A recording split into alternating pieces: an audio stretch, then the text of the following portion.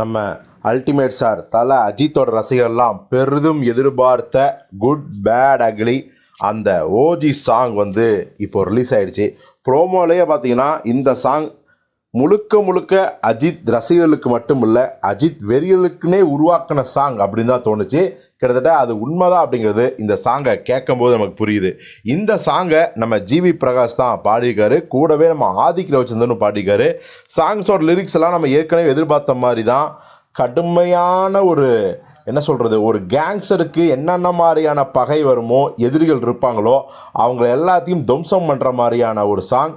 அது வந்து பார்த்திங்கன்னா அந்த படத்தில் வர அஜித்துக்கு எதிரிகள் மட்டும் கிடையாது, நிஜ வாழ்க்கையில் எதிரிகள்னு சொல்லப்படுற நிறைய எதிரிகளையும் போட்டு பொழந்து கட்டியிருக்காங்க அப்படின்னு தான் சொல்லும். உதாரணத்துக்கு சொல்லணுன்னா நிறைய டைலாக் துப்பாக்கி பீரங்கியெல்லாம் மொத்தமாக வந்தாலும் ஒத்தையில் பார்த்துக்கலாம் அப்படிங்கிற லிரிக்ஸ்லாம் எழுதியிருக்காரு.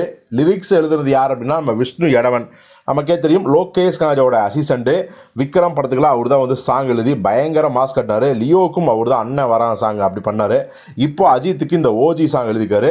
முதல் வரியே திரையரங்கம் செதறட்டும், குடிசைகள்லாம் கொளுத்தட்டும் அப்படின்ட்டு, கொளுத்தட்டும் மீன்ஸ் குடிசைகள்லாம் கதறட்டும்னு ஆடியன்ஸை பார்த்து பயங்கரமாக ஃபயர் விடுற மாதிரியான சாங்கு.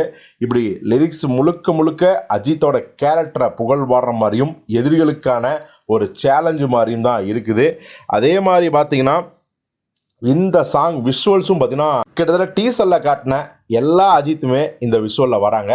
அந்த விஷுவல் முழுக்க முழுக்க பார்த்திங்கன்னா ஃபைட்டு, பாம் பிளாஸ்ட், சேசிங், அப்புறம் ஏகப்பட்ட ஒரு என்ன சொல்கிறது ஆக்ஷன் சீக்வன்ஸ் மட்டுமே வச்சு ஃபில் பண்ணிக்காங்க. அப்பப்போ ஜிவி பிரகாஷும் நம்ம ஆதியில் வச்சுருந்தும் பாடுறது வந்து காட்டுறாங்க. வழக்கமாக டீசரில் பார்த்தா அதே டைலாக், குட்டாக இருந்தால் நம்மளை பேடாக தான் பார்ப்பாங்க அப்படிங்கிற அந்த டைலாக் அஜித் சொல்கிறது நடுவில் வருது. அதே மாதிரி அஜித்தோட ரெட்டு படத்தில் ஃபேமஸான அதுங்கிற டைலாக் வந்து அந்த சாங் முழுக்க முழுக்க அப்பப்போ அஜித் வாய்ஸ்லேயே சொல்கிறாரு.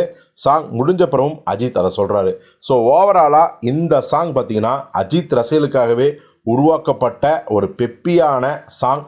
பட் நம்மளோட கருத்து என்ன அப்படின்னா, இன்னும் கூட வைபு ஏற்றிருக்கலாம் அப்படிங்கிறது தான் நம்மளுடைய கருத்து. பட் இது வந்து ரொம்ப குறைச்சல்லாம் சொல்ல முடியாது. அஜித் ஃபேன்ஸுக்குன்னே உருவாக்கப்பட்ட சாங் செம்மையாக தான் இருக்குது, மாசாக தான் இருக்குது. நம்மளுடைய பர்சனல் கருத்து இன்னும் கூட வைபை வந்து ஆதிக்கும் ஜிவி பிரகாஷும் கூட்டிக்கலாம் அப்படின்னு தான். ஸோ இது குறித்து நீங்கள் என்ன நினைக்கிறீங்க? இந்த சாங் கேட்டதுக்கப்புறம் உங்களுக்கு எப்படி ஃபீல் ஆச்சு அப்படிங்கிறத கமெண்ட்டில் சொல்லுங்கள்.